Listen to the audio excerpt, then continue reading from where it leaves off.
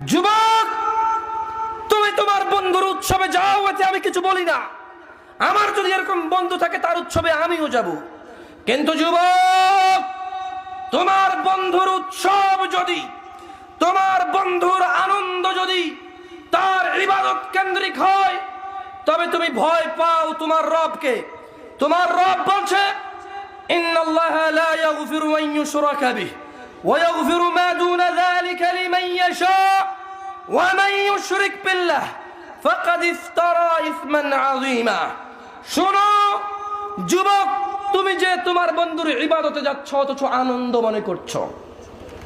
শোনো যুবক, তুমি যে তোমার প্রতিবেশীর ইবাদতে অংশগ্রহণ করতেছ, আল্লাহর সাথে শরীক করতেছ, অথচ মনে করতেছ এটা তার আনন্দ। তোমার ব্যাপারে তোমার রব আয়াত নাযিল করেছে, ইন্নাল্লাহা লা ইয়াগফিরু আন ইউশরাকা বিহি, আল্লাহ ক্ষমা করবে না যে আল্লাহর সাথে অংশীদারিত্ব করে তাকে, ওয়া ইয়াগফিরু মা দুনা যালিকা লিমান ইয়াশা, এছাড়া আল্লাহ ক্ষমা করে দেবে যার যা খুশি তা।